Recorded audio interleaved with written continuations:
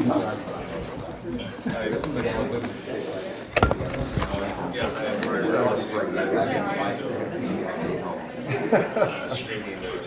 Yeah, we're seeing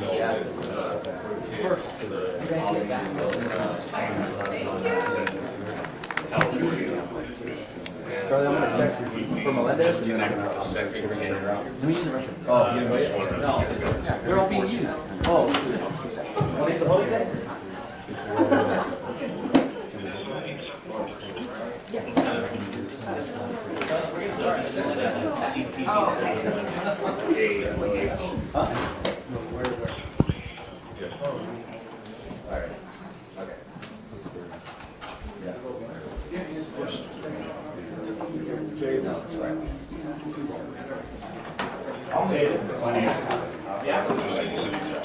We're going to connect. That's the pool camera. We're going to connect. This is the one that's going to be.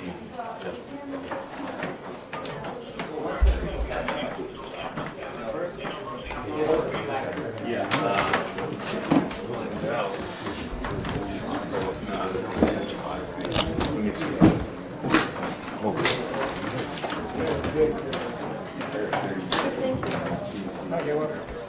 Is that camera connected? I'll go on the other side.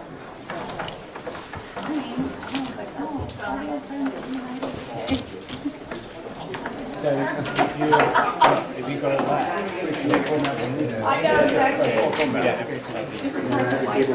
Oh, we're good.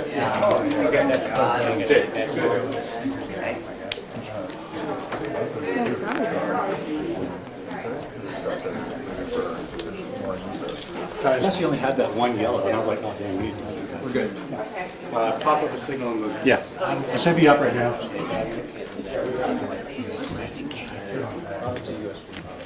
You ever hear about my grammar issues?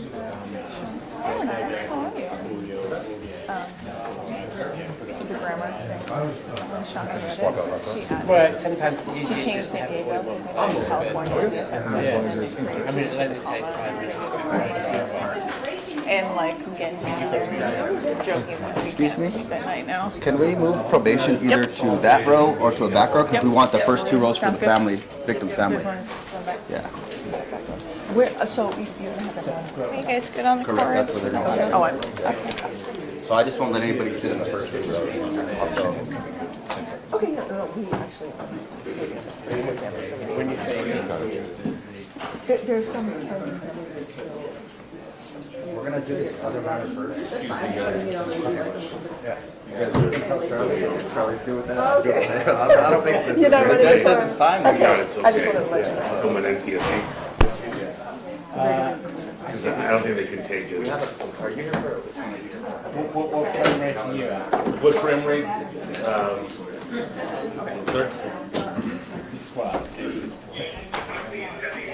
1080i. Just needs to be 1080i. Yeah, but that doesn't give me the frame rate. 59 frames. 58 frames.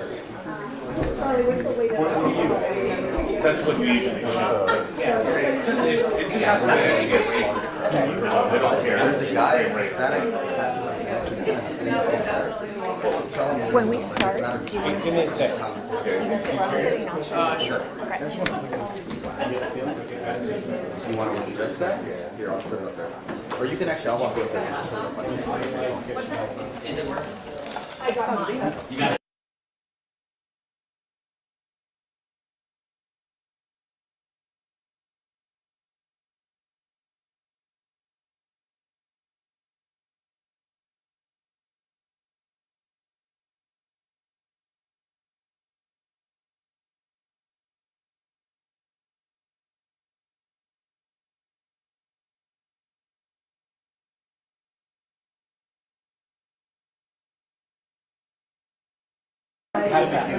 Hello? Is that better?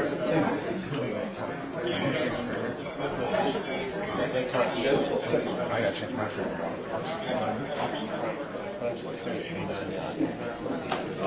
So it doesn't work?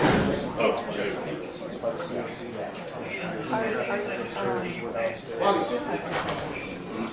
Yeah. Is that the main camera or which camera? The one, the one she was. So is this camera okay? So the one that she, the other one, are we okay with that? Because I happen to read this.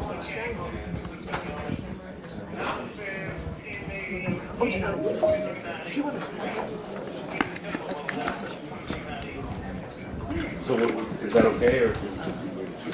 I told him we could switch. What? I told him we could switch. Is there any way to change 5994? Or do you want another chair? Like I could grab a chair. Yeah, I don't think you can change it.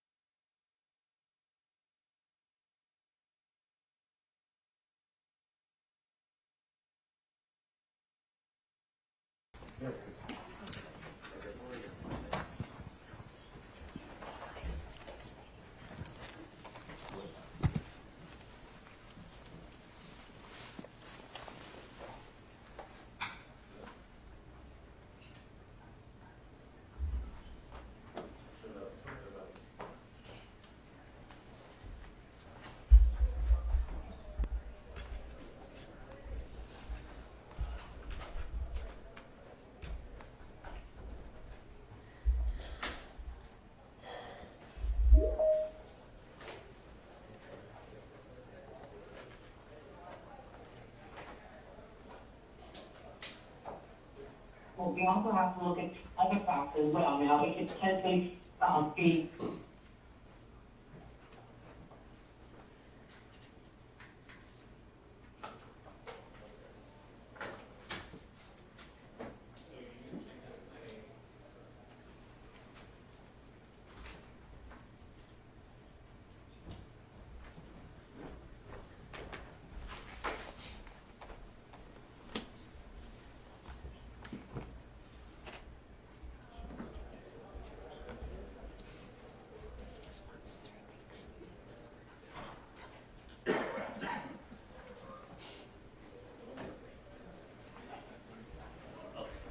Please remain seated, come to order. The court is now in session.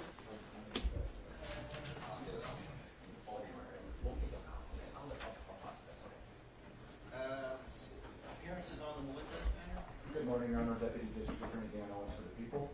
Morning, Honor. Jim McMahon, alternate public defender's office on behalf of Crystal Melendez, is present for the court. And Your Honor, this is a joint request for one, what is one last continuance. We have cleared the date of October 16th at 9 a.m. 18th, pardon me, the Friday, the 18th at 9 a.m. Based upon the same issues that we've outlined to the court previously. It looks as though CDCR is prepared to potentially facilitate the request, and people are submitting a request on behalf of the defendant as well to join in that. Okay, well, that's what we all want. All right, Ms. Melendez, you probably have heard this question as much as I've said this question. You have right to be sentenced today. Do you waive that right? All right. It's an open case. It's an open case. Sorry. It's the pre-prelim open case, Your Honor. Right. You have a right to have your prelim within 10 court days. You waive that right, and we will put the matter over. Yes, sir. Thank you. Readiness That's why it's so thin. Readiness conference set for October 18th, 9 o'clock a.m., Department 2002. Thank you, Your Honor.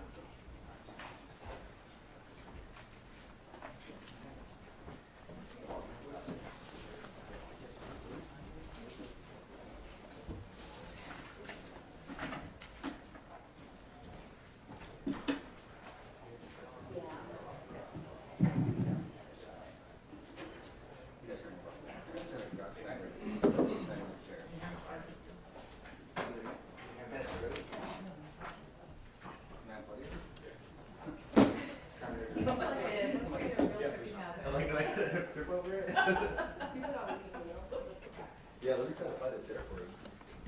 Well, this one? Oh, can you put all these in? No, yes, you're right there. Now you need the mic too. I guess I can sit. You need an extra chair?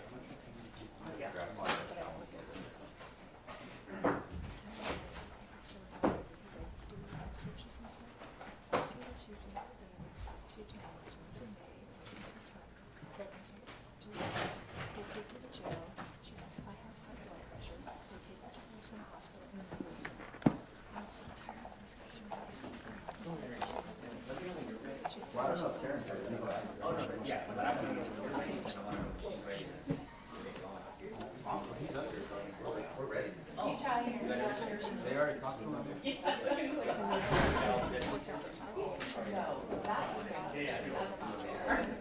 So now she's stealing from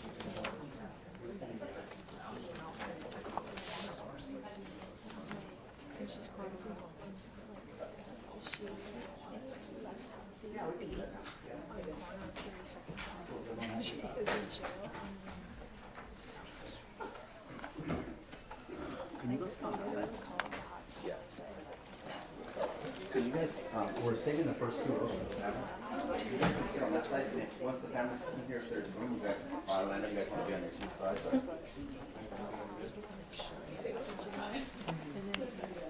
Same, yeah, same. Once they get in here, if we have a room. What do you mean? I'm looking at the report that says the officer, did the report to prove that there were that system. No. And sure enough, that he's somebody who put it back in the system, but it wasn't. So I'm looking, she didn't even have a warrant. Excuse me. Media people, whose microphone is this? Okay, this can't be a council table. Okay, I asked Neil if he said it was okay. It's not okay. Thank you. I didn't say make the council, but I said the judge's office. Sorry. Thank you. Thank you.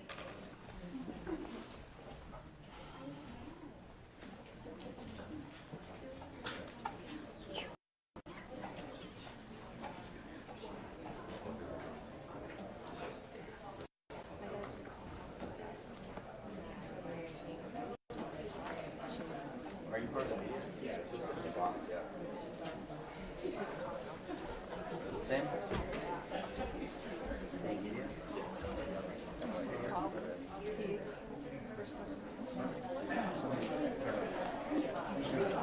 For sure.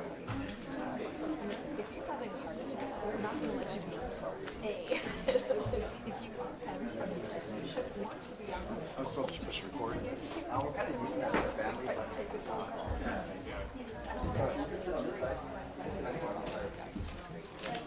Camera could be focused on one person. okay, so we're not ready yet. Thank you. Right, thank you. Hang on here. Yeah, okay. Push record. Probably be right in the Euro. Yeah, it's right there. I'm gonna move in there. Let's turn that. Victims.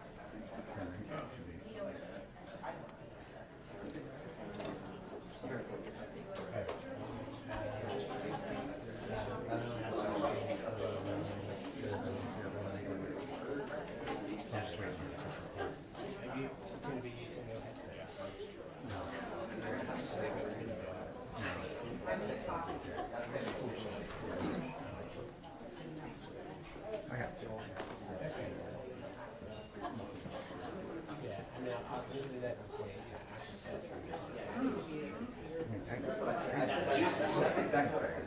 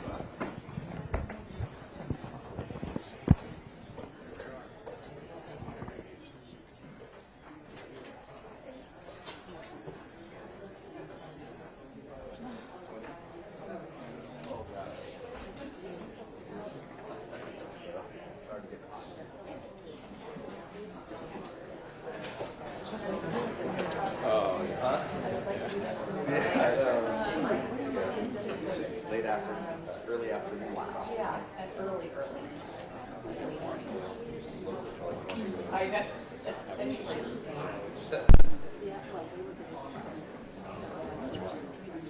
She was like,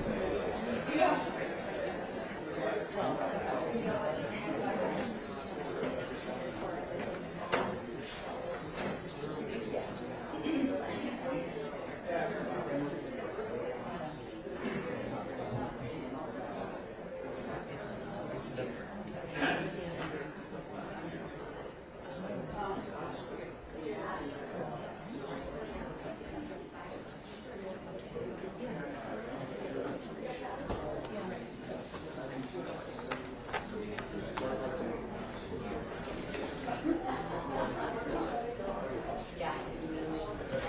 Karen, can I talk to you about this? Yes.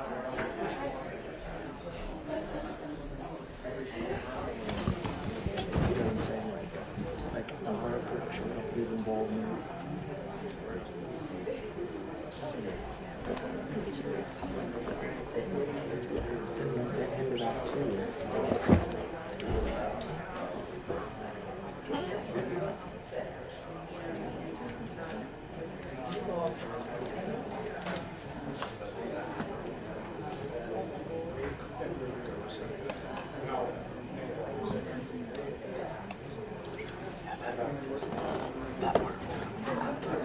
that part won't come until after. Yeah. So it'll come out. It'll come out. Yeah, just don't shoot. Until they finish. Monday. Just type every day. Monday can't Yeah, because that's what they have. Okay. Yeah. But doing this, you can anybody here, nobody there. Right. But you know, so what you can do what I do. Do what you can.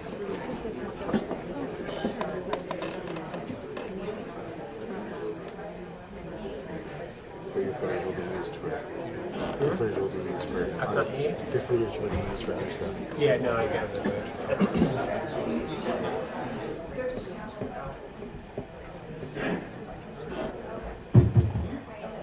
they're going to be doing that next year. Not like, not like, zip. Yeah. Yeah. I got mic on it.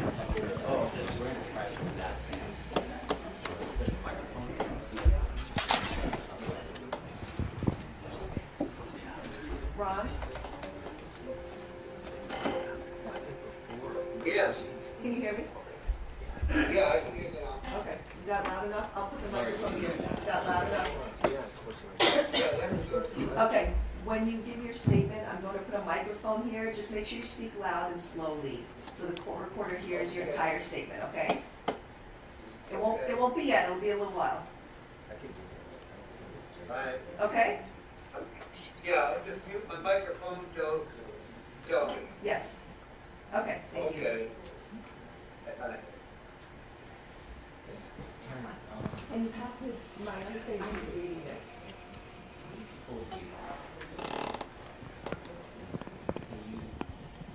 While you're writing down.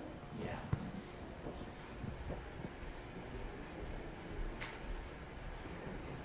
Are you going to do judgment?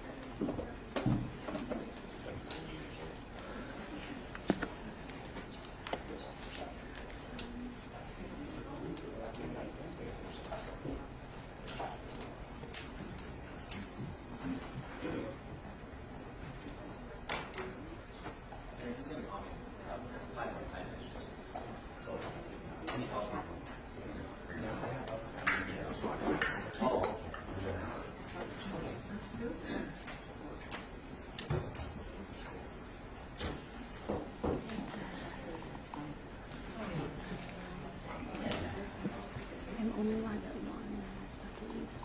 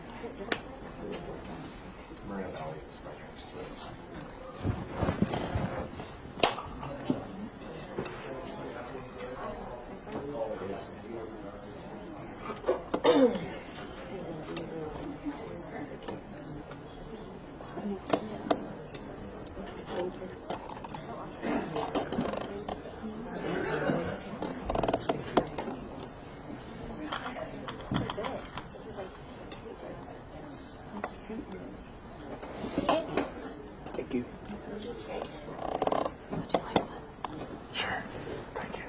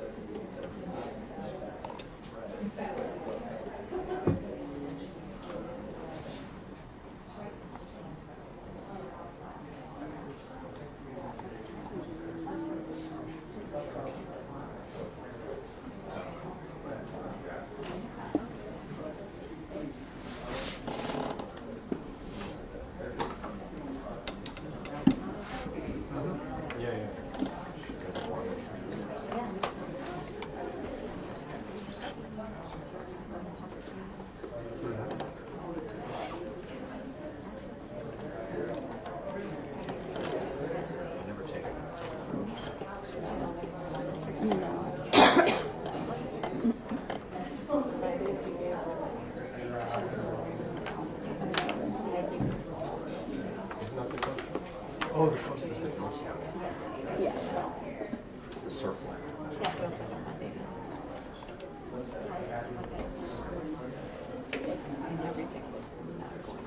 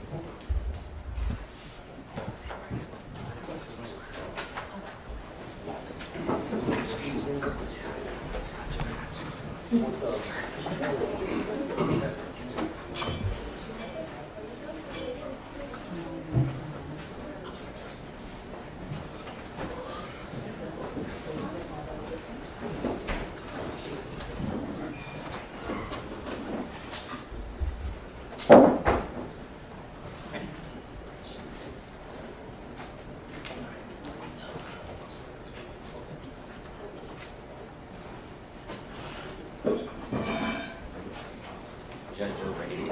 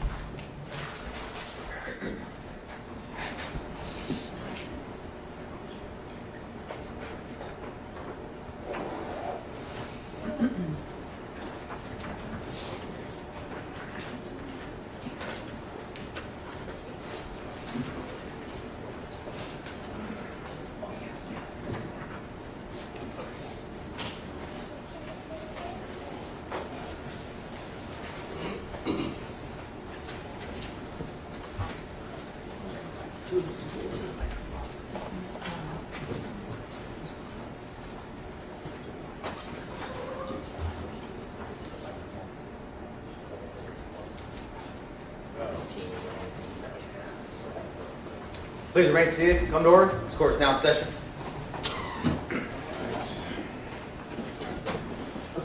All right, the record will reflect on the Abulaban matter. I've got both counsel, Mr. Abulaban. Before we begin, there's a few things that we need kind of in order, so I want to make sure that we can do that. Mr. Abulaban, you have the right to appeal the judgment of this court. That must be filed within 60 days in this court and not the Court of Appeal. Do you understand that? Yes. Thank you. All right. A couple things before we begin. We have a new trial motion which we will do first. So I will start with the defense. You're up. Thank you. Good morning, Your Honor. Jody Green, Deputy Public Defender on behalf of Mr. Abulaban.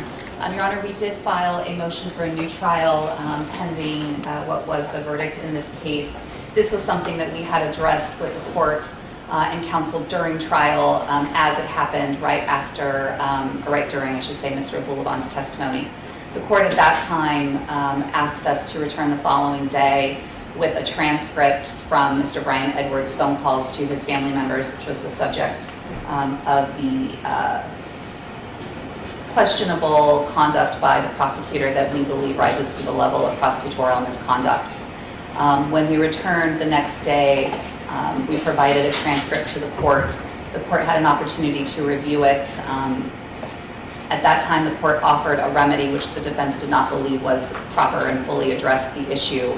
The remedy offered by the court was to instruct the jury that they could disregard, or that they should disregard, that line of questioning, as well as the answer provided by Mr. Abulaban. The defense elected, instead of that remedy that we felt was not proper and didn't fully address the issue, to argue it to the jury. After closing argument, the court instructed counsel that it had reviewed the transcripts again, agreed now with defense that that question should not have been asked by Madam Prosecutor, but since it was post-closing, the court reiterated its earlier argument that it didn't think that it rose to any sort of level of error, in the sense that Mr. Abulaban had been on the stand for 3 days and it came towards the end of his testimony, and that ultimately it wouldn't impact given the length of the testimony. The defense disagrees. We filed this motion asking the court to reconsider and to allow a new trial in the matter, given all the arguments laid out specifically in our papers. We would just like to point out that in a case, in any criminal case, an elevated standard of conduct applies to the prosecution. They have a duty not to just get a conviction, but actually to make sure that truth and justice are done. In this case, we know that a question was posed to Mr. Abulaban that was not going to be substantiated. The prosecution did not have Mr. Brian Edwards as a witness. The prosecution did not have a transcript of these phone calls where the prosecution was alleging that Mr. Abulaban had bragged to inmates about having killed his wife and her friend. This was simply a line of questioning where the prosecution had no ability to prove what they were asking Mr. Abulaban, and instead the jury was left with the impression that as the prosecutor stood up with a giant binder full of questions that she was marking off, the jury is left with the impression that this is yet again another situation where Mr. Abulaban cannot be believed. But the defense is left hamstrung and not able to really rehabilitate in that moment because Mr. Edwards is not here as a witness. Mr. Edwards' phone calls were not transcribed to provide to the jury. Ms. Brast told us at the time that this was raised during the trial, and again in her moving papers, that she reads the transcripts of Mr. Brian Edwards' phone calls very differently than I think the plain language of those phone calls, which in our review of those phone calls and the transcript, it is clear that Mr. Edwards did not ever have a conversation with Mr. Abulaban about this case. They were separate. Mr. Abulaban was in the hole, and Mr. Edwards was in the hole. There was no communication, and there is nothing in these phone calls to substantiate that there was ever a conversation between the two. If the prosecution really believed that that was the case, they would have brought Brian Edwards in, they would have had those transcripts, they would have done things to be able to fully substantiate, and that's where the issue lies, is that they asked questions that they could not substantiate. A sort of idea that this was done accidentally or with misremembering what the transcript says, it really is not the question. This does not have to involve any sort of ill intent or ill will on behalf of the prosecutor, because they're held to a different, higher standard than other lawyers in court. And so we are asking the court for all of those reasons to order a new trial. Although the court did offer a remedy, we do not believe it was a proper remedy that would fully remedy the situation in front of the jury. The damage had been done, that bell could not be unrung. The only way to properly fix that was to instruct the jury that the prosecutor had committed prosecutorial misconduct, and that that was something that they could consider in the totality of the case as they evaluated it and deliberated. Thank you. Thank you, Your Honor. Your Honor, there was no misconduct or error in this case, and the defense has not cited any legal authority showing that the two questions that I asked the defendant on cross-examination require a new trial in this case. The two questions I asked were based on discovery jail calls that had been out since March of 2023. The defense was fully aware of these calls, as was the defendant. There were multiple statements made by Brian Edwards on these jail calls to his sister and to his wife, indicating that Mr. Edwards had a lot of information about the defendant that could only have come from the defendant. Mr. Edwards knew generally what the defendant looked like. He knew that he was involved with TikTok. He knew the defendant's defense in this case as a heat of passion defense. That is not common knowledge. That was not knowledge that was brought forward at arraignment or the preliminary hearing or anywhere in court. That was the defendant's defense that we heard during this trial. The defendant had talked in similar jail calls to his parents about his heat of passion defense, about raising that defense so that would allow him to get out earlier. He told Mr. Edwards and or inmates at jail about this defense, which is how Mr. Edwards knew about it and why he was relaying that the defendant had to prove that he killed his bitch and the other woman or the other man in the heat of the rage, and that's what would get him only 5 years per victim. Mr. Edwards had a lot of very specific information about the defendant's, not only his defense of heat of passion, but also details about the killings. It was very apparent to me in reading the transcripts and listening to those calls that the defendant provided this information. There was one particular quote from Mr. Edwards. First of all, Mr. Edwards was arguing to his wife that, his wife and the other man were inside his house, meaning the defendant's house, as if that was some kind of excuse or justification for killing. Mr. Edwards relayed to his wife that the defendant's wife and the other man were doing drugs inside the apartment. That is not public knowledge. That is not even the truth. That is information that, besides SDPD knowing about a potential bag of cocaine, presumably at the scene, the only other person that had information about drugs at the crime scene was the defendant.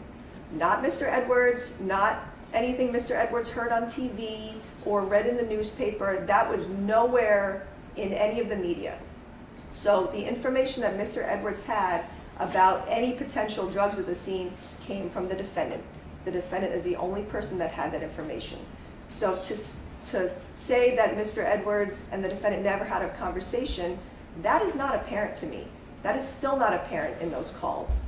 Mr. Edwards never said in either of those jail calls that he had never met the defendant during his whole time in jail. Mr. Edwards never said, I have never spoken to the TikTok killer or the defendant at any point in time in jail. All he said during those calls was that the defendant was in the hole that month. So maybe he didn't have a conversation with the defendant that month. But there is nothing in those calls that indicates that the defendant had never had a conversation with Mr. Edwards. So based on all the information contained in the calls, I certainly had a firm belief that the defendant provided that information. And when the defendant is testifying in a first-degree murder case and has a heat of passion defense and is testifying that he felt either badly about what he did, that he was sorry, or that he didn't mean to do it, he testified that he didn't even realize he shot Anna. When the defendant is making all those statements during his testimony, it is certainly relevant for the prosecutor to ask him questions on cross-examination that go towards his lack of remorse. And the fact that he was bragging to inmates, making statements to inmates about killing Anna and Ray or killing his bitch and the man she was cheating with, the kinds of statements that I heard in those jail calls, it is certainly very relevant for me to ask those questions on cross-examination. Because that shows the defendant did not have remorse for what he did. It wasn't in the heat of the moment. It was planned, and then he's bragging to inmates about it. I limited my inquiry to 2 questions, and then I moved on. I didn't argue it further. I didn't even argue it in closing. Mr. Edwards was in jail for a murder case as well. I'm not going to bring in another suspected murderer to testify in a case where there's overwhelming evidence of the defendant's guilt. The prosecution can elect what witnesses it will call or not, and that's what I did in this case. The defendant, his response was certainly showing consciousness of guilt. When I asked him, did you ever brag to Mr. Edwards? His response should have just been no. If he really never had a conversation with Brian Edwards or any inmate in jail about the killings, his response would have just been no. That was not his response. He had an outburst. He told me, is this some kind of jail informant that you're asking me about? That shows his guilt in the fact that he knows he made these statements to inmates in jail. And so it's perfectly reasonable for me to ask those questions. Bullshit. All right, let me make something clear right now. I'm sorry. If there's any disturbance, you will be put outside, all right? That happens only once, it's happened now, it will not happen again. And that includes you, Mr. Baldwin. Thank you. Go ahead. Thank you. The defense cited numerous cases in their brief without the facts, and those facts are not the same scenario here. The defendant cited just very briefly the case of People versus Centeno, a case where the prosecutor argued to the jury a misleading standard of proof in the case. That did not happen here. I never argued an improper standard of proof. The defense cited People versus Force, a case where the prosecutor made a comment to the defense attorney that, oh, I may charge your client with perjury if he testifies inconsistently. So the defendant in that case did not testify during that trial. That did not happen here. I didn't raise any perjury charges. The defendant was able to testify fully for 3 days, showing his side of the story. So the factual scenarios in those cases cited by the defense in their moving papers are completely different than the factual situation here. The other cases cited were People versus Fasaro and People versus Jasso. Those cases were not overturned. New trials were not granted in those cases. The court may have found misconduct for arguments by the prosecutor. However, it was harmless error and those cases were not overturned.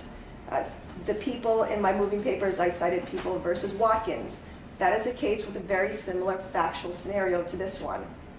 In that case, the prosecutor asked the defendant on cross-examination a question about him laughing and carrying on outside the presence of the jury. That question was objected to, it was sustained. However, the court ruled in that case there was no misconduct based on the prosecutor having a good faith belief in asking a question that explores the remorse of a defendant for a killing. That is similar to what happened here. I was asking questions to explore the defendant's remorse and the fact that this was not a heat of passion case, that it was a planned killing. So there was no misconduct in this case. I know the defense brought up that the court also committed error. That was not the case here. If the court doesn't believe that there is misconduct, which there was not here, then the court is not required to instruct the jury that there was misconduct. So the court did not commit error in that sense. The court did offer a remedy to the defense, which was striking the questions and the answers, and the defense chose strategically not to do that because the defense wanted to be able to ask Mr. Abulaban further questions on redirect and to be able to argue things in closing, which is what she did. And so the defense can now not come in here and say that there was not a proper remedy by the court when she chose not to take that. The court also has to find that there would be prejudice to the defendant or that there would be a more favorable outcome if those questions had not been asked. And neither of those exist here. There was no prejudice in asking the defendant 2 questions that he was able to explain on his own, and the jury is left to either believe him or not believe him. That is true of all of the questions asked of him and his testimony in general. There would not have been a more favorable outcome here. This is a case where there was overwhelming evidence of the defendant's guilt, and that was shown through witness testimony, through the crime scene, through his admissions, through video evidence, through audio evidence, through evidence in his vehicle, social media. There was an abundant amount of evidence proving the defendant's guilt. And so 1 or 2 questions asked of him on cross-examination, that does not prejudice him. He certainly received a fair trial in this case.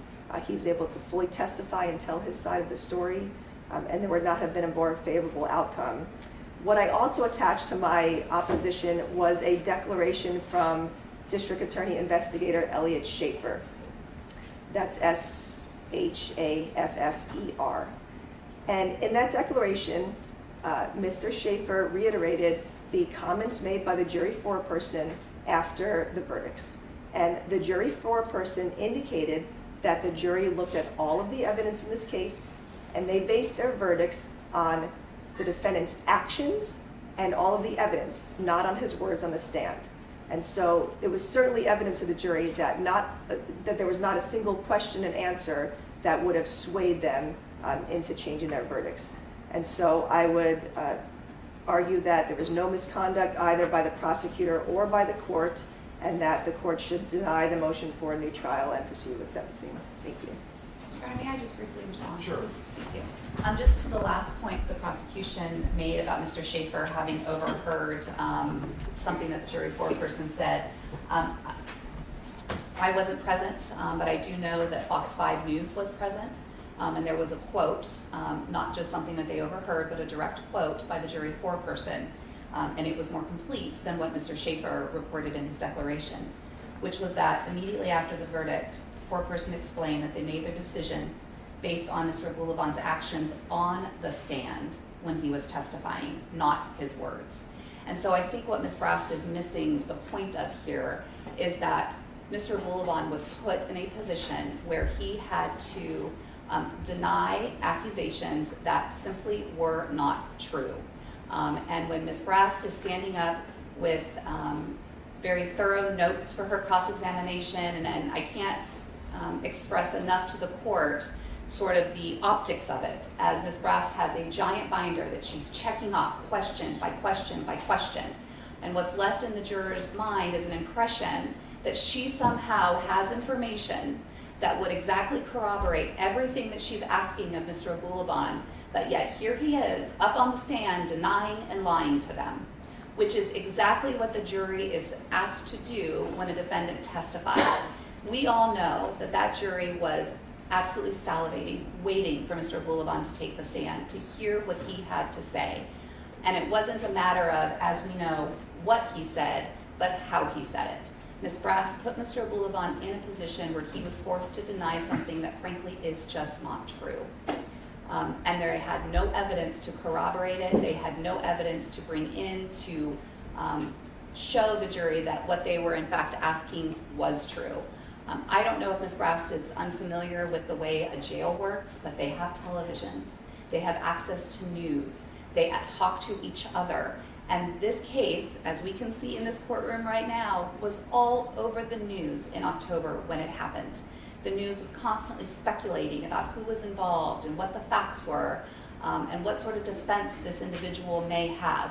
Heat of passion is a very common, well-known defense when someone is charged with the murder of their spouse.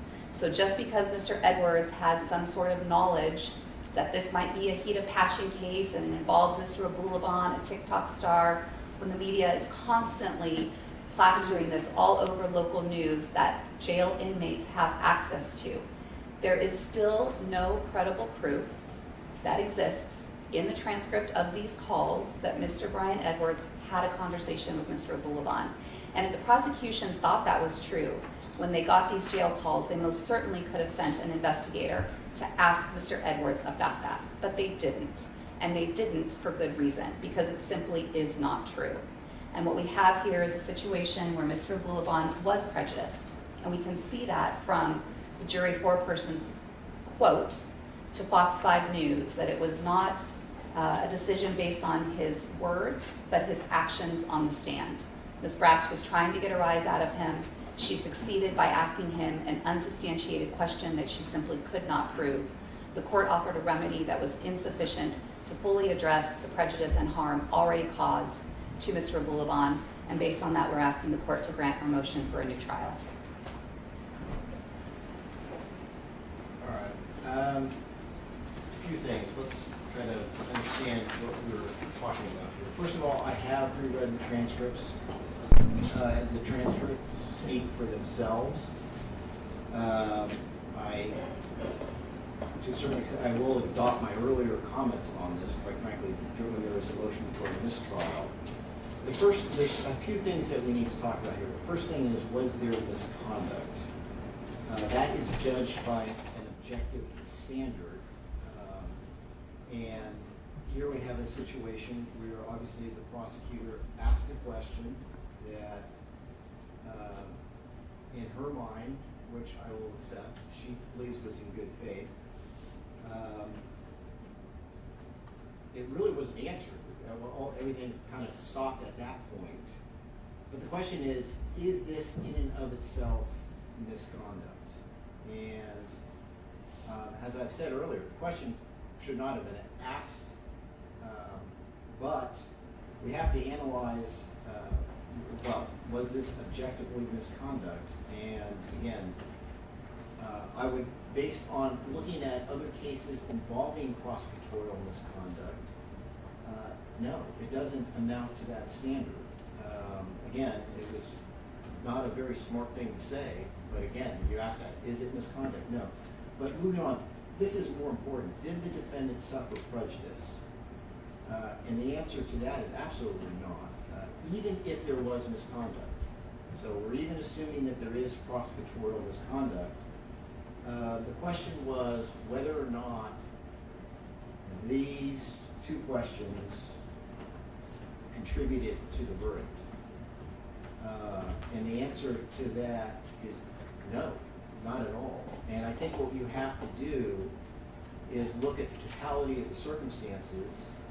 And if you do that, you'll see that the questions themselves, by themselves, not just didn't have impact on the verdict, were fairly insignificant, Also, we tell the jurors over and over again that the attorney's questions are not evidence. There's a question, it's not evidence. And we, of course, presume that the jurors follow the law. The court did offer various remedies. The defense made certain tactical calls. And here we are today. But the bottom line here is I don't know what the jury foreperson said about the defendant's actions on the stand, but there's no question that if you look again at the totality of the evidence, of which we will outline in review, that's what the jury is looking at.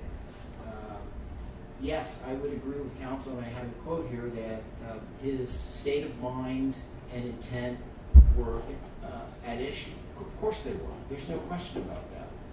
But when we look at the defendant's state of mind, we're just not looking about what he says on the stand. We're looking at all of the circumstantial evidence that shows his state of mind. And that's what the jury did.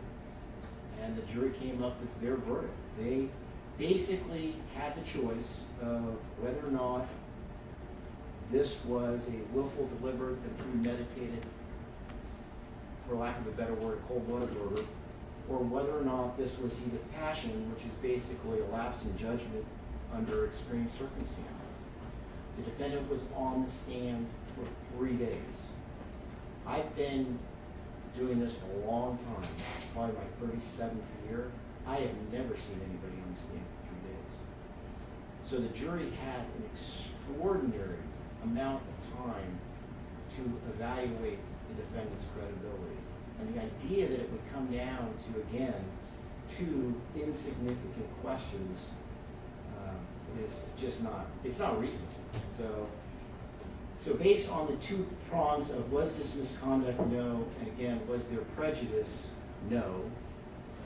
Moving on to whether or not this court made an error in refusing to either grant the mistrial or finding some other remedy, for lack of a better word, I had suggested at the time that we simply strike it because, again, the jurors are presumed to follow the law. And it's been my experience they do. I gave the defense the options to this because I think that's only fair. And for certain tactical reasons, they elected their remedy. Obviously, they don't like the verdict the way it came back, but elections have to be made. So based on all of this, then, the defense motion for a mistrial is denied. All right, so now we will go on to, Madam Prosecutor, have the prosecution go first because I always give the defendant the last. Thank you, Your Honor. First, I would like to start with the victim impact statements. There are several members of the family present here in court today, and some family also in Microsoft Teams who would like to make impact statements. I would just let the court know I did submit numerous victim impact statements from both friends and family of both Anna and Ray. I know the court has had an opportunity to read those. Many of those members are here in court today. Not everyone will give their impact statement again, but there are some family members that would like to, and I will just go in order.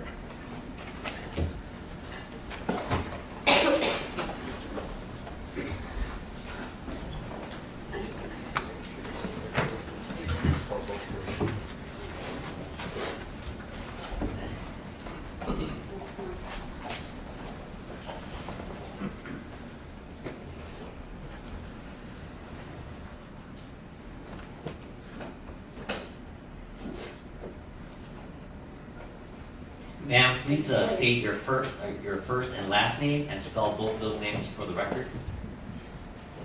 Yeah, Hermes, sorry.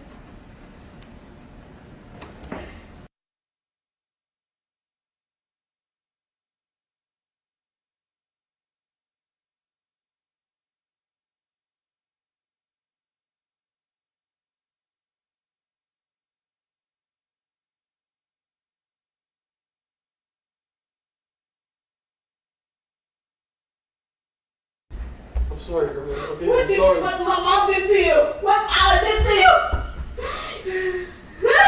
My mom did you what?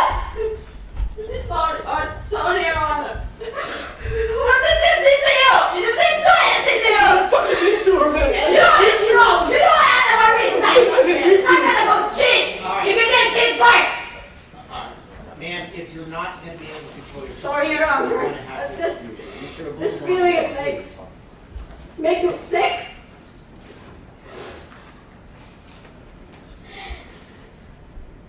Your Honor, my name's Hermes Harden. And I want to share the court the devastating impact that loss of my sister Anna Marie has had on our lives.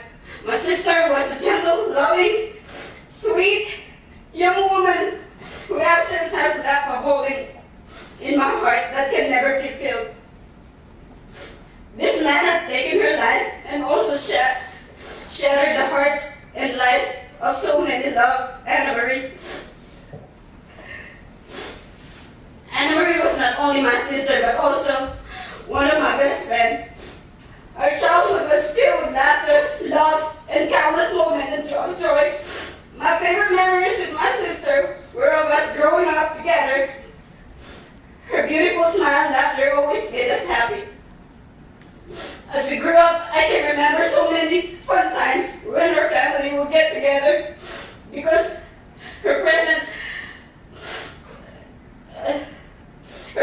was, I can remember so fun times when our family would get together because our presence was always so uplifting.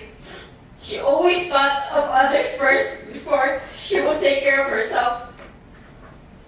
She was always very uplifting to those around her. She had such a gentle spirit, kind, and could easily find joy in the simplest of things. She brought joy and happiness to all those around her. And until now, I still have a hard time knowing my sister is gone. No more calls, birthdays, Christmas, and Mother's Day texts and calls for her. Looking at my sister pictures and video with her is now just a distant memory. I would didn't take peace of our heart, but also beautiful soul, inside and out. My sister was the most loving, patient, gentle, and forgiving person. And this person took her away from us. He was the one who was supposed to protect his wife and the child, but instead, he made them scared and even terrified of him. Throughout the trial, he pretended to be surprised that Anna Marie wanted to leave him. As you can see, my sister tried so hard to forgive him and had him so many chances and covered all his abuse and lies. She did not even tell me about the abuse just to protect him. But he took advantage of her and kept abusing her anyways. But he lived at our families when he lived at the family house and also on the phone. He talked like an angel and promised he would never hurt my sister. And Ali, if I had known what my sister had been through with all that abuse, if I had known,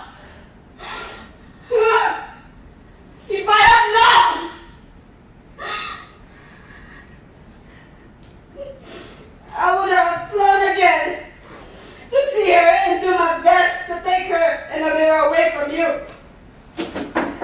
You didn't take away my sister's life, but also my niece's future because of your selfishness.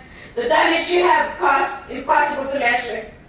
And my parents trusted you when you brought Anna Marie and Amira from the Philippines to the States. You promised my mom that you would take good care of them, as my parents did for Anna Marie and Amira back in the Philippines.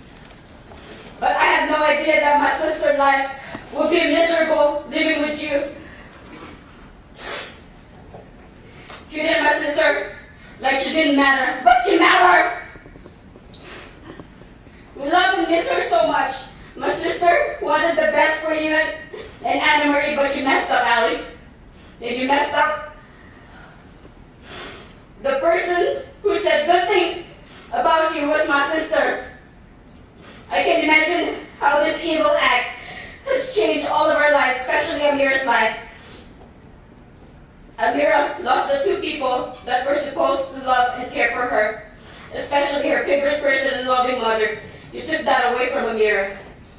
But of the people you killed had a beautiful life ahead.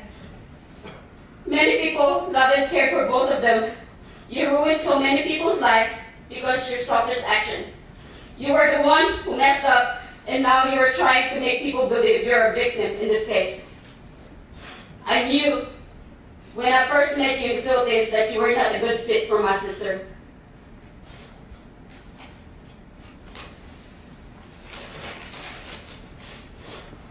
After you disrespected my mother in front of me, and I should have followed my instinct. Only you know how many years my sister suffered from your hands. But she still tried to stay and love you, hoping that you will change. I told you before that if you didn't want her, you could have brought my sister back to us. You could have brought my sister back and Amira back to us. But you made a choice. You made your choice. I'm not realizing why she was afraid to visit us, even though we're just like a few hours away. It is because you were controlling her and Amira, so they couldn't tell how evil you were. And Amira were planning to visit us in December 2021 for family gathering, but you didn't give my sister that chance. Nobody deserved to be treated like you treated my sister. You ruined her life, you mocked her, you disrespected her, you abused her, you controlled her, and then you killed her. You killed the only person who cared for you and loved you. In your honor, the loss of Anna Marie is an unimaginable tragedy for our family. Her death has left us all heartbroken. A family gathering feel empty without her laughter and her presence. Her daughter Amira had lost a loving and nurturing mother, and we lost a sister, a daughter, and a friend. The pain of her absence is the constant reminder of emptiness that you can never be filled. We wake up every day wishing that this nightmare was just a bad dream. But the reality that we are forced now to live without her. The trauma of losing my sister in such horrific is something we will carry with us forever. No sentence can ever bring my sister back to us. But we hope that justice will be served and that the person responsible for the highest crime will be held accountable. We hope that through this statement, you can understand the depth of our loss and lasting impact it has had on our lives. For me, the death penalty is what this man deserved. He has no more place on this earth, but I would agree with what my parents say, a life sentence without parole. Thank you for allowing our family to have a voice and for considering the profound impact this loss has had on our family. Thank you, Your Honor.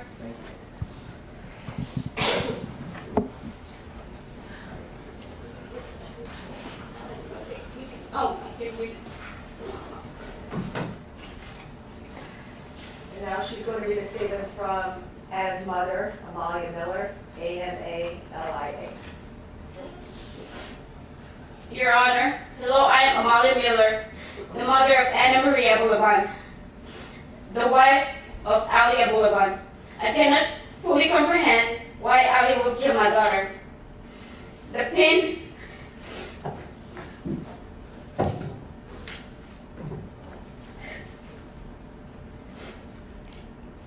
where am I?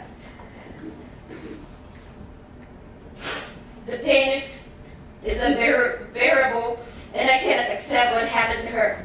As her mother, I knew my daughter well. She was a kind and loving child who never caused me any trouble. She was a caring parent, a thoughtful sister, and always cheerful and playful. Her loss is incredibly painful. Painful for me as a mother. The impact of what happened has left me devastated. I cannot sleep when I think about her. My only prayer now is for justice to be served for my daughter and for the person responsible to be punished. We ask for justice and for a life sentence without parole for Ali Abulaban. Only then will I and my family find some peace of mind. It is also painful for me to know that my granddaughter will grow up without her mother. Every time I remember, I cannot help but cry. And I have lost my appetite. My prayers are my only source of strength, and I pray for the end of this mourning for my daughter. I love her dearly, and the pain is overwhelming. I pray for the strength to cope with this agony. I rely on the Lord to help me end this pain and longing, as does my family. I am grateful for the answered prayers, and I hope my plea for Ali Abulaban punishment, life imprisonment without the possibility of release, will be heard. I trust that you will listen to my request. Sincerely, Amalia Miller. Thanks. Okay, next it will be Maria Cardena. She would like me to read her statement.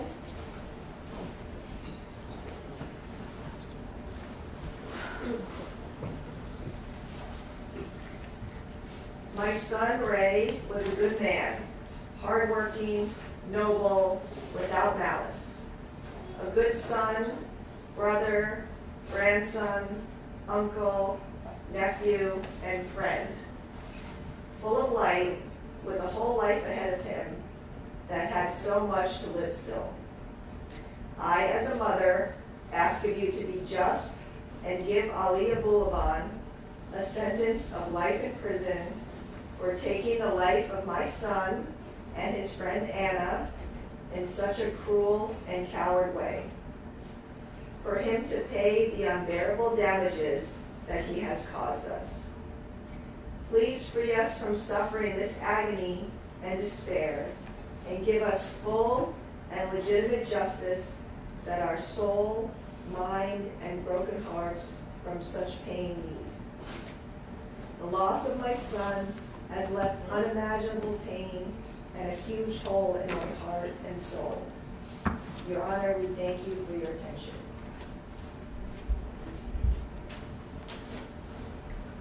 Okay, next, Jordana Barron.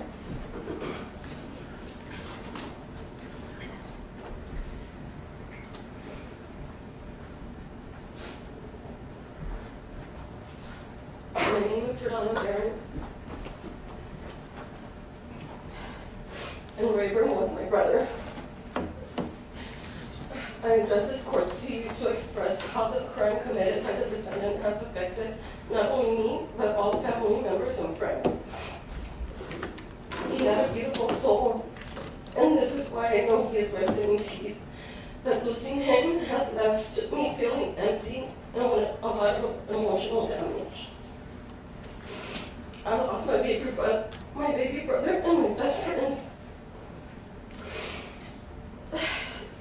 The way he had to leave this earth is not something that he deserved. He was a kind and loving person.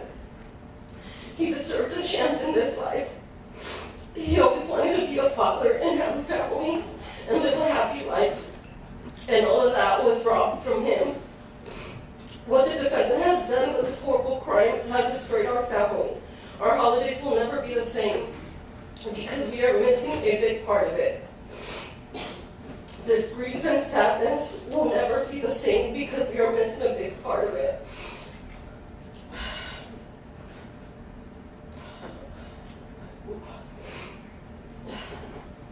Okay. Because we are never going to be able to hug our brother on Christmas, on New Year's, or on his birthday. I know how much he loved being with all of his family on all holidays. He never missed a family gathering. So I'm here today to ask for justice for my brother Ray, for Anna, and for my mom, who has to suffer the rest of her life knowing that her youngest son and her baby was taken from her in such a violent way. And that is something that no mother should ever have to go through. The defendant deserves to pay for this horrible crime with the highest sentence possible. He has destroyed many lives and victims deserve justice. Thank you, Your Honor. Okay, Elizabeth Barron, you next.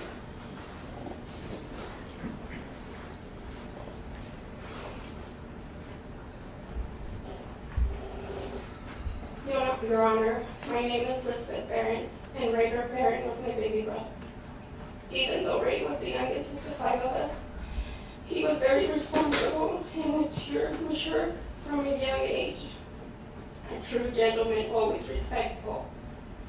He was the most loving and kind person to everyone, family, friends, partners, even strangers, no matter the age. He loved to spend time with family and friends.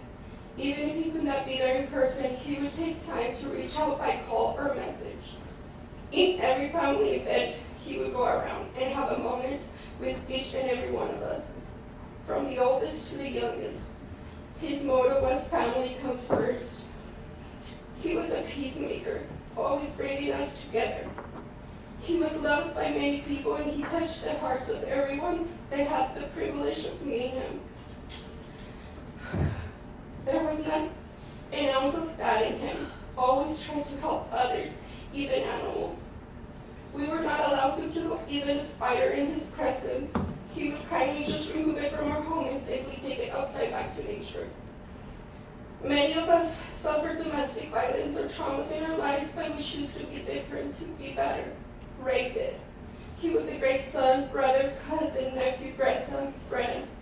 And he would have been a great husband and father had the opportunity not be taken away from him. We appreciate and thank all the hard work that the DA team did and the jury for the fair verdict decision that they made. It has taken every strength left in us to be present at court for almost a month and hear and see things that will forever haunt our minds and hearts. But we felt it was important to show our support for everyone that has been hurt with these horrible crimes and see that justice is served.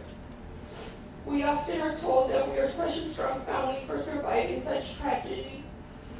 But the reality is that this has been the most difficult event we have ever experienced, and many of us are left broken.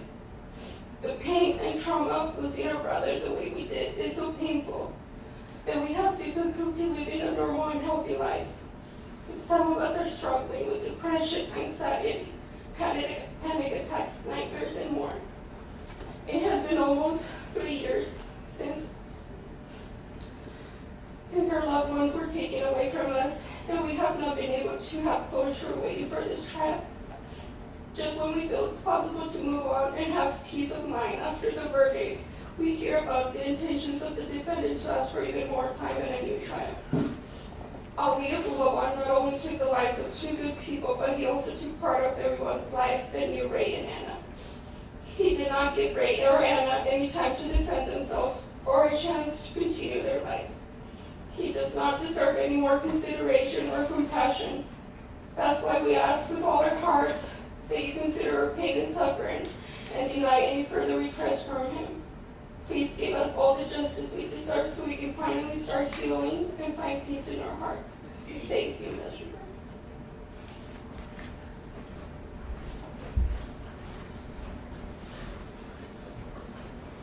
And next will be Silvia.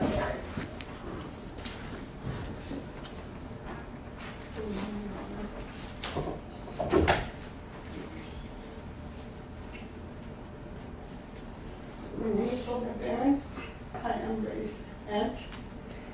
And I say I am Ray's aunt because I didn't have to. I chose not to see him when he passed to the other life. Because I don't want to remember him that way. I remember him for the kind, loving, good man that he was to everyone. My brother Oswaldo was Ray's dad. Dad is a term that Ali Abulaban will never be referred to, will be referred by. The tragedy that he has brought into our lives cannot be described no matter how hard I try. The pain and suffering of others is something that you have absolutely no clue about, Ali Abulaban. You are the only one that matters. I understand they're preparing you for life in prison, and I ask myself, who prepared any of us that loved Ray so much to live life without him? From the moment I received the call from my niece Lisbeth, Ray's sister, I refused to accept the reality of what I was hearing. It just did not make sense. And I kept thinking, this only happens in movies, it happens in maybe in other people's lives, not in ours. Suddenly, all I could think about was my dear sister-in-law, Lupita, Ray's mother. How was I going to face her as a mother myself? How could any of us mothers know, except that we lose a child in such a way that is making no sense? No one will ever grieve more the loss of a child than a mother. Just a few months before, Ray, along with all of his cousins and brothers, spearheaded a Mother's Day celebration for their grandmother, my mother, who is now 91 years old, who to this day believes that Ray died of a heart attack because we have to keep it away from her, the horrible, horrible murder that he died by. I couldn't make myself, like I said, see him in his coffin. I will hang on to that sweet image of him making over his mother, his grandmother. He was the perfect nephew, the perfect brother, the perfect citizen. He was a great man, something you won't ever, ever know what it's about, Ali Abulaban. How many victims did your cowardness leave behind? Let's start with your own family. The disgrace of being related to a criminal that will hopefully rot in jail. Your mother who will see you die day by day in prison. You won't be dead like Ray, but you will also not be living. And then there's Amira, poor child, not even your own daughter, now an orphan, mattered to you. And let's not forget Anna's mother and sister and all of the family who also lost a granddaughter, a niece. And then there are all the wonderful friends that Ray and Anna had. Your sick narcissism cut short two beautiful lives at their prime and left a devastation of broken hearts on Ray's and Anna's side, and your side as well.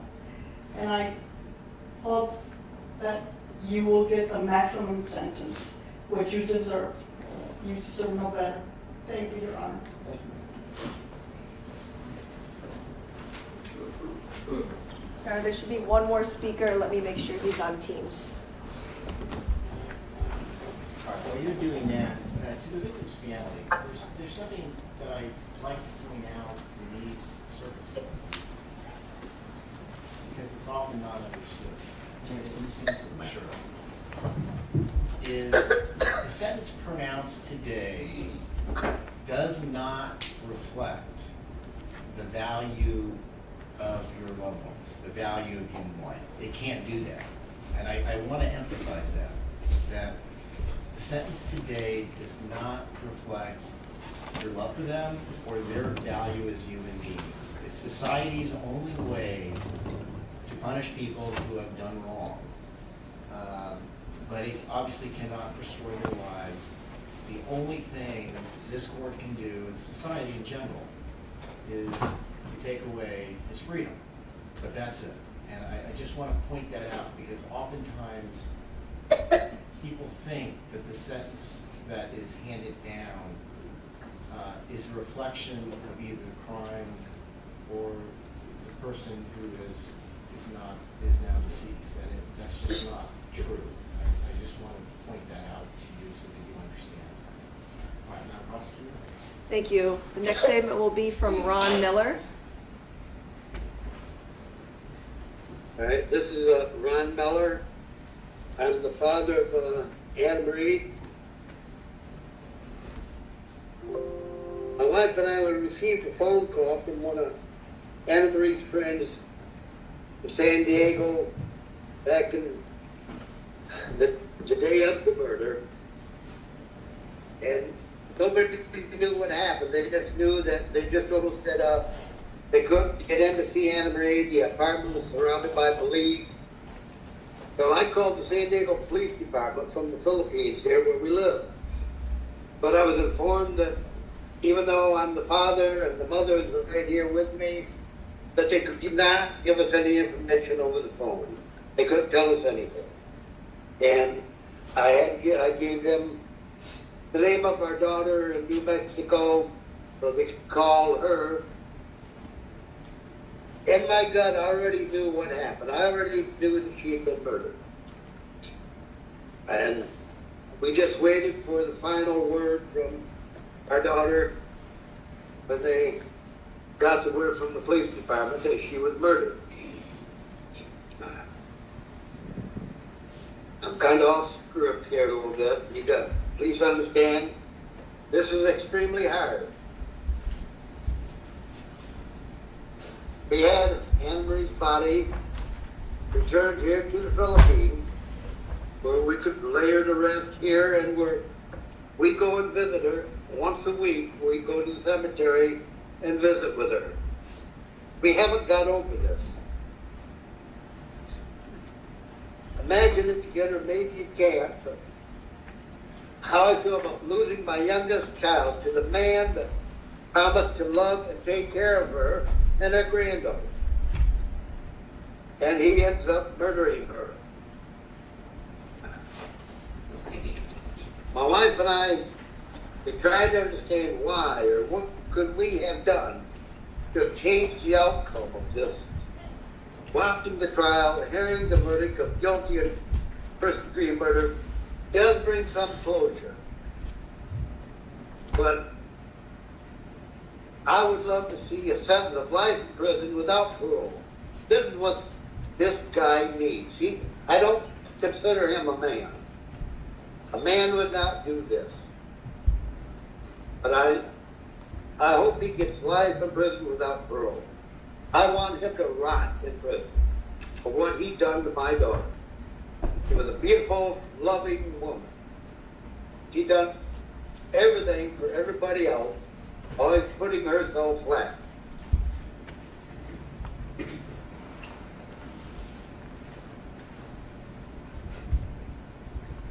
I ask that you please take into account all the consequences of the suffering that we as the victims and the family of the victims have gone through and continue to go through because the choices made by this person. I believe right now that the defendant is a danger to the community. He knew what he was doing from the first moment that he started abusing Anna Marie. And I ask you to please not forget who the victims are here, because he is not. He deserves to be punished after terrifying and abusing Anna Marie and his daughter, who witnessed so much of the abuse, and for making us live in this deep pain for the rest of our life. He doesn't deserve mercy, since he has no mercy for my daughter, Anna Marie. Thank you, Your Honor. Thank you, sir. Thank you, Your Honor, for listening to all the impact statements. I would ask the court to sentence the defendant consecutively on this case for counts 1 and 2. I did, in my brief, cite a case, People versus Garnica, that stands for the fact that the court can impose consecutive life without parole sentences for each murder. Since there are 2 murders here, there's no murder more deserving than another for the LWOP sentence or a state sentence, and so I would ask the court to sentence the defendant consecutively. Count 1, LWOP, life without parole, plus 25 years to life for the enhancement, and a consecutive LWOP sentence on count 2 with another consecutive 25 to life sentence for the enhancement. I laid all of the aggravating factors in this case out in my brief. I would ask the court not to strike any of the enhancements. The aggravating factors here far outweigh any mitigating in the fact that this crime involved great violence, it involved death, it involved the use of a firearm, it involved 2 vulnerable victims who were unarmed. The defendant took advantage of a position of trust, using a key card to enter an apartment he no longer was living in. These were planned crimes, planned executions, not heat of passion crimes. And the defendant has shown that he has exhibited violent conduct, proving he's a danger to society. So for all of the aggravating factors here, I would ask the court not only not to strike any enhancements, but to give the defendant a sentence of consecutive LWOP terms. I would also ask for restitution. There is a Victim Compensation Board claim for $12,890. That is for the funeral expenses for both Anna and Ray. There are also 2 other requests. Amalia Miller and Ron Miller, Anna's parents, live in the Philippines. They had to get a visa to fly out here. That was quite a lengthy process. They wanted to be out here for the trial. They did fly out here. The trial ended up being continued after they were here. That flight cost was $3,324.24. The other request for restitution is to Hermé Sartin, HERMAE-SARTIN. She had to fly out here 3 times, once for the funeral, once to take care and close up Anna's apartment and take the items from the apartment, and then flew here for sentencing to represent the family and make an impact statement. That amount requested is $1,214.66. Under Penal Code 1202.4, families of victims are entitled to economic losses. That includes economic losses for trial. I can give the court a citation to People versus Chrysler. Well, I'll tell you what, today is really not the day to talk about this, I don't think. Counsel, will your client waive his right to be present in a restitution hearing, and we can sort this out at a later date? Your Honor, I had an opportunity to speak with Mr. Abulaban prior to beginning the sentencing, and he is prepared to stipulate to the restitution being sought by the prosecution. Okay. Thank you. So the people would ask those amounts be ordered, also for the court to reserve restitution for any remaining amounts or counseling that is sought in the future. I would ask the court, as the victims that have asked, for the maximum sentence. That is the only sentence that will properly punish this defendant, prevent his future crimes, deter others, and protect the community. After judgment in this case, I have informed all parties that people are filing a Penal Code Section 1203.01 statement. That's a packet that gets sent to CDCR with the defendant. Thank you. Your Honor, we just want to start off by saying that Mr. Abulaban and his defense team and everyone involved in representing him does have great sympathy and empathy for the victims of this case and their loss. Hearing their words, it is unimaginable the pain and suffering that they are experiencing. But I think the court's comments reflect very sadly what is the reality, in that what they are actually seeking and what they really want, very sadly, they will never have, which is their family members returned to them. And what we have to do here is decide what is a fair and just punishment, not only based on the crime that was committed, but also judging the person who was accused and ultimately convicted of this crime. While we have and have expressed remorse and sympathy for the victims, it's also important to understand who Mr. Abulaban is.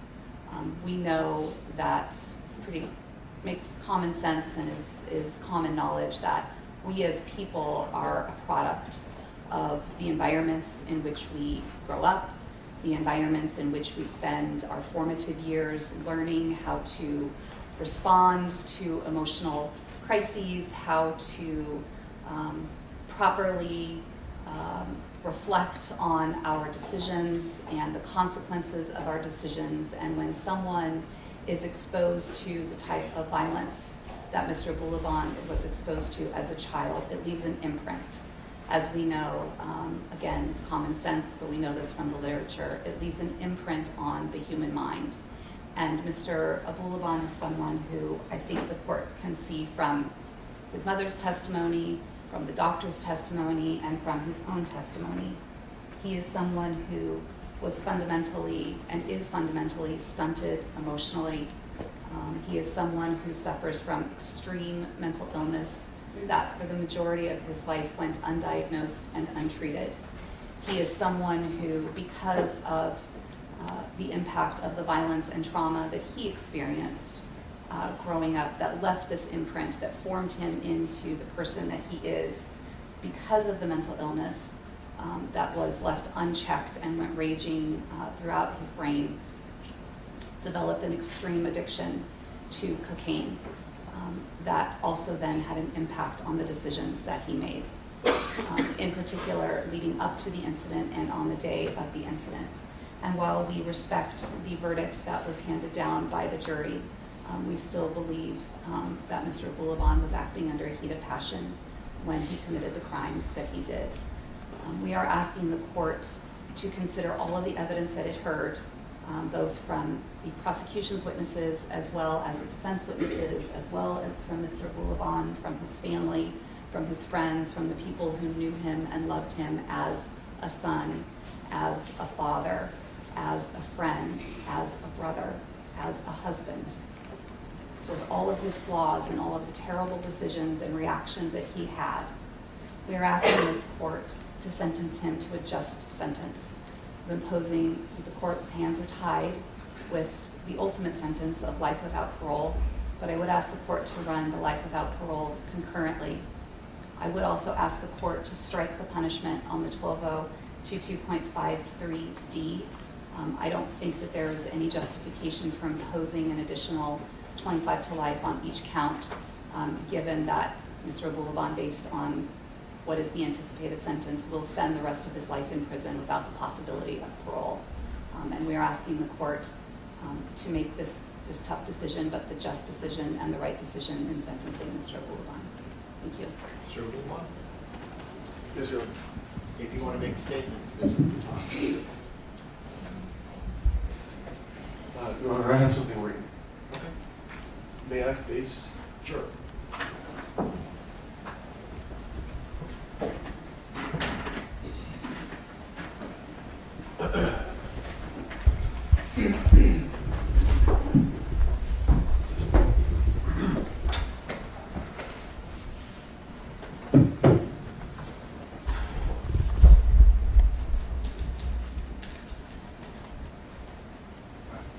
Good morning, everyone. In a situation like this, there really isn't much a person could say they could help make things better. Losing a loved one to senseless and unnecessary violence isn't something that anyone should have to go through. And yet, it has happened. And here I am being the reason why multiple families have had to experience it. I can't say that I'm proud of that. Throughout this trial, many horrific things were displayed. And as we sat here for weeks having to endure some of the most disturbing audio recordings and video footage, I sat there in silence, listening, watching, and being reminded of the worst moments of my life. Having to hear myself say some of the most vile, shocking, and hateful things to the woman I loved was not easy. In fact, I couldn't help but at times close my eyes and cover my ears, because that's not who I am. My behavior was disgusting and completely unacceptable. So when the time came for me to take the stand, I tried as best as I could to help make some sense of all this. To explain that everything you all saw in the last few months leading up to this incident was a horrific result of the tragic downfall to a once beautiful relationship. But even so, in those 3 days that I took the stand, I was able to share and say a lot of things, except the one thing I wanted to say the most. I am so incredibly sorry to each and every one of you who have been affected by this. I cannot imagine the pain that I've caused your families. I saw the look on all your faces and the tears in your eyes, and I hate that I'm the reason for it.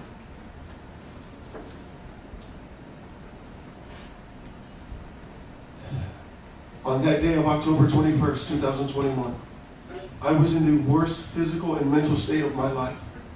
I was sick, suffering from an untreated severe mental illness that was combined with a crippling drug addiction, which put me in a state of a drug-induced psychosis. My response in that moment was an unintended, impulsive reaction against my better judgment to the discovery of Ray's romantic involvement with my wife. And for that, I'm sorry. I'm sorry that in that moment I was not mentally strong enough to control myself. I'm sorry that my horrendous action that day resulted in the undeserved deaths of Barron and Anna Marie Abulaban.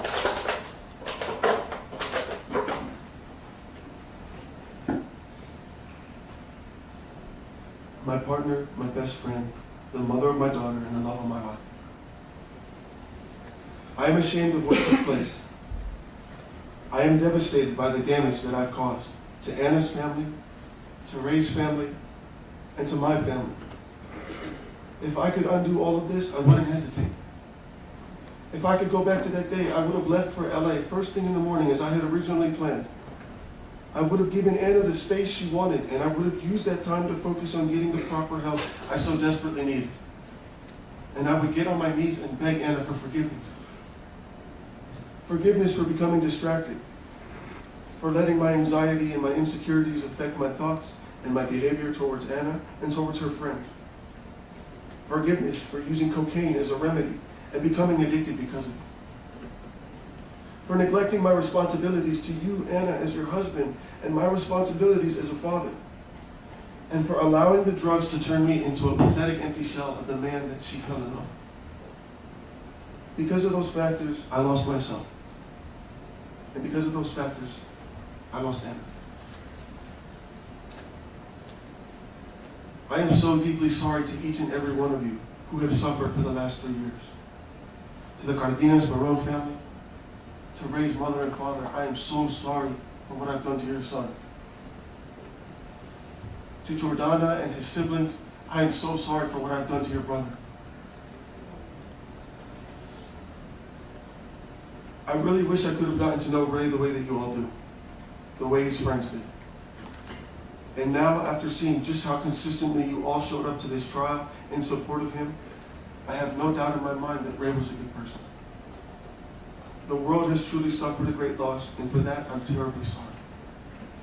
I wish this never happened. To Anna Marie's family, whom I still love and consider to be my family. There's so much I want to say. To Anna's mother, Amalia, and to Ron, you trusted me to protect your daughter, and I failed you. I wish there was something more I could offer besides an apology. I wish there was a way for me to fix this. I'm so truly sorry for what I've done to Anna, her parents, her siblings, aunts, and her uncles. I feel terrible. Anna was the most beautiful woman I'd ever met, and I wanted to spend the rest of my life with her. To love and cherish her, never to hurt her, to build her up, not to break her down. But I failed. I am thankful, however, that Anna and I were able to have a child, a granddaughter for both of our families to rejoice with. It is my belief that the love and spirit that Anna radiated will continue on through her. To Amira, my beloved daughter. Amira, when you're old enough to see this, please don't blame yourself. None of this is your fault. Your mom loved you so much, and I love you so much. You are the strongest girl I have ever known, and I am so proud to be your father. I'm sorry for what my foolish actions have costed you, from what's been taken from you. I'm sorry that now you not only have to grow up without your mother, but now you have to grow up without your father too. I'm ashamed. But that is why I will strive each and every day to better myself, to seek rehabilitation, and to hopefully one day come back home to you. Because not being a part of your daily life tears me apart.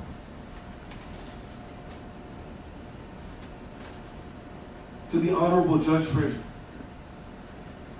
I want to thank you for being extremely fair to me throughout this trial and for giving me the opportunity to defend myself. It is truly unfortunate that despite the compelling evidence that this was a crime of passion, somehow the jury still landed on this verdict, and they certainly wasted no time in doing so. The fact that I spent more time on the stand than the jury took to deliberate my fate is very concerning. In fact, the jury foreman himself told Fox 5 news reporters that a few of the jurors wanted to pick second degree, but were pressured not to by the rest of the jury. I think that speaks for itself, loud and clear, that reasonable doubt was intentionally overlooked, and that justice was not the motivating factor behind the decision. It was vengeance. And now I am left with no other option but to spend the rest of my life in prison. Death by incarceration. A very slow and drawn-out death sentence. That means in 50 years from now, should I still be alive, I would still not be considered for release. I don't think that's fair at all. Especially after it has been made clear that drugs and alcohol were involved. And add that to, along with infidelity and mental illness, and you've got a recipe for disaster. One that anyone could fall into. It's happened to me and I still can't believe it. Being sent to prison without the hope of ever getting out honestly feels like I'm being sent to hell. And that's terrifying. And I don't think that's right either. Personally, I believe everyone should have the ability to parole because everyone has the ability to change. But nonetheless, even still, it is my goal to serve my time with the utmost outstanding conduct and to participate in every rehabilitative program while being a positive role model to other prisoners. And I will do all this to the best of my ability with the goal of one day safely transitioning back into society. And finally, to everyone else, I extend my deepest apology from the bottom of my heart. I'm sorry. I wish you all peace, healing, love, and abundant joy in your future. I will continue to pray that I may earn your forgiveness. Thank you. I still believe it's still a crime of passion, huh? I still believe that. All right.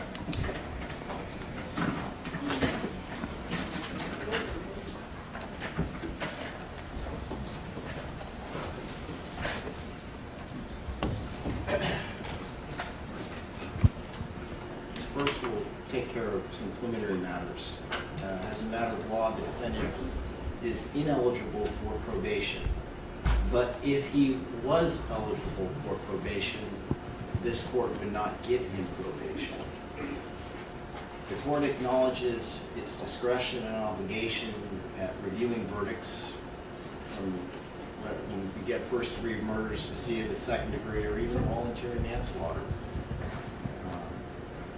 And I will explain also, as the defense has asked, that I have the authority to strike or reduce the gun enhancements.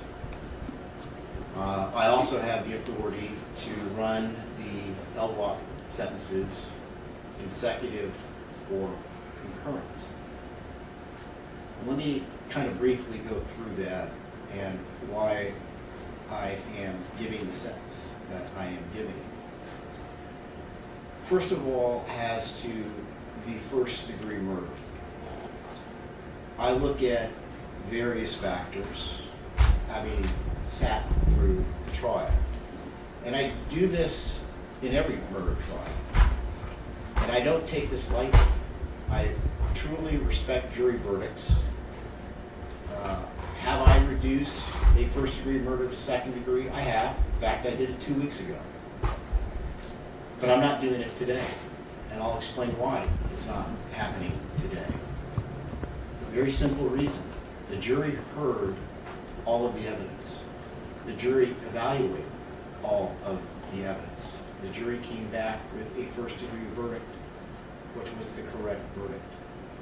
It was a verdict that, when you look at the totality of all that happened during this particular crime, it's the only verdict a reasonable person could come up with. And considering all the evidence,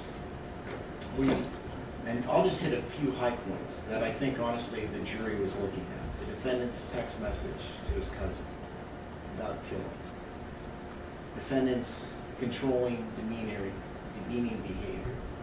When he said just a few minutes ago, he wants us to know who he is. That's who he is. It's very clear from the videos. This driving over to the apartment with a loaded gun. The fact that the victims were helpless, completely taken by surprise. The planning of a listening device. Firing within seconds of entering the apartment. Clearly showing an intent to kill. Not heat of passion. Willful, deliberate, premeditated, cold-blooded murder. And something that is hard to explain. Ray was not involved in their problems at all. But he shot Ray first. Shot him in the head in an attempt to kill. You don't shoot people in the head unless you want to kill them. And in front of Anna. That was deliberate. He wanted her to see it. Very cruel. He took photos immediately afterwards. Who does that? Calls his mother. He had 3 days on the stand to explain his actions. He explained them. And the jurors came up again with the only reasonable verdict, which is a first-degree verdict. They also found, because there was 2 deaths, that this was multiple murder. Under Penal Code Section 190.283. The next thing this court has to consider is the gun enhancements. In the state of California, the legislature has, both slowly and quickly, changed certain enhancements. And the court is obligated to look at reducing certain enhancements, including those that require or have a 20-plus year addition to the sentence. And again, I look at both mitigating and aggravating factors.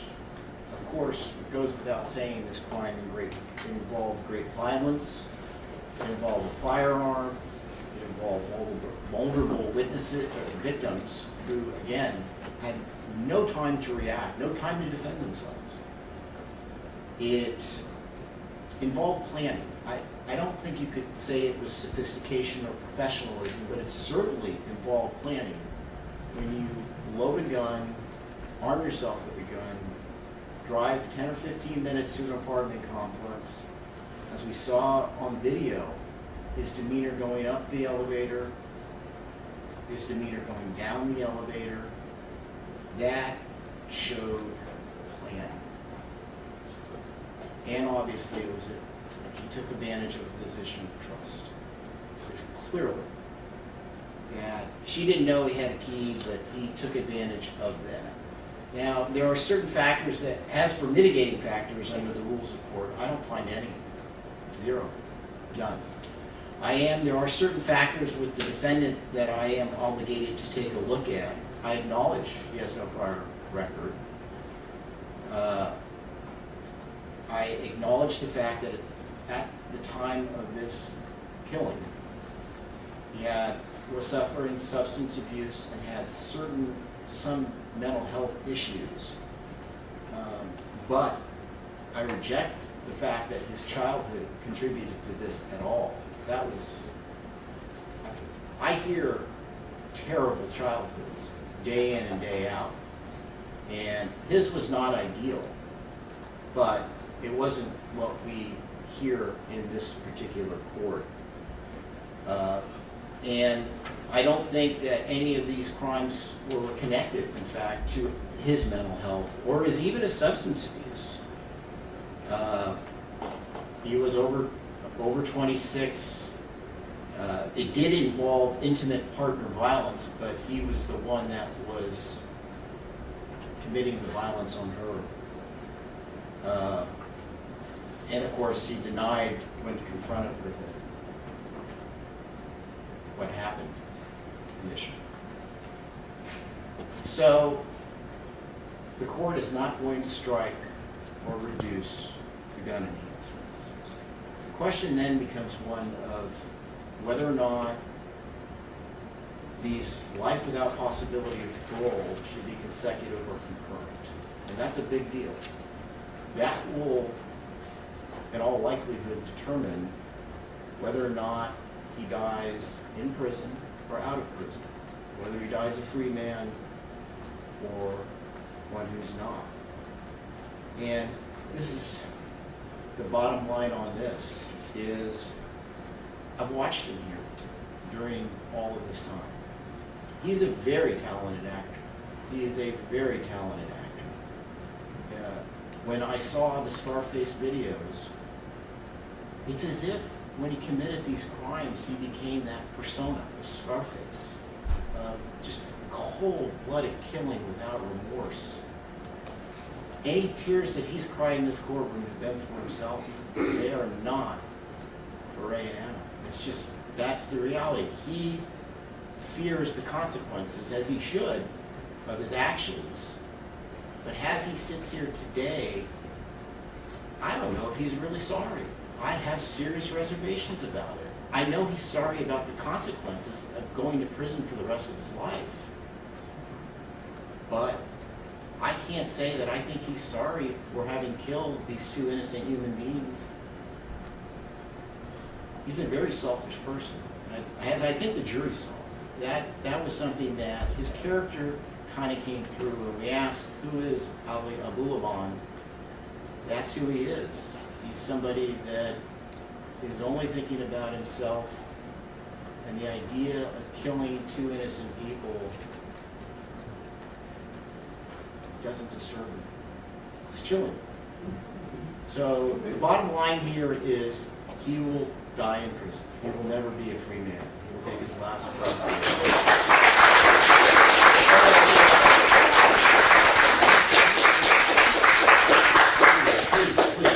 In this matter, the defendant on count 1 will be sentenced to life without the possibility of probation via Penal Code Section 1190.2, Parent A, Parent 3. Consecutive to that will be 25 years to life on the gun enhancement under Penal Code Section 1222.53 D. Consecutive to count 1 will be count 2, which will be life without the possibility of parole. Penal Code Section 190.2, Parent A3.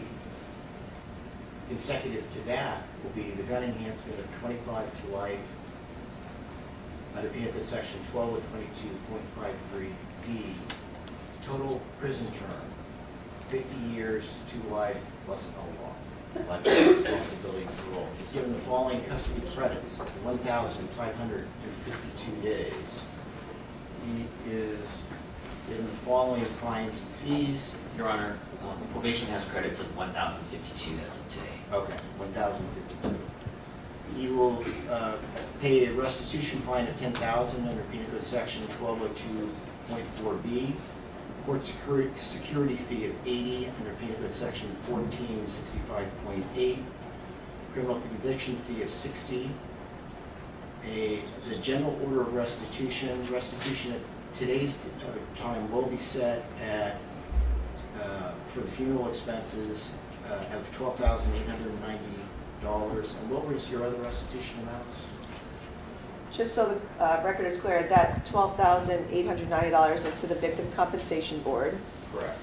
The amount to Amalia Miller is $3,324.24.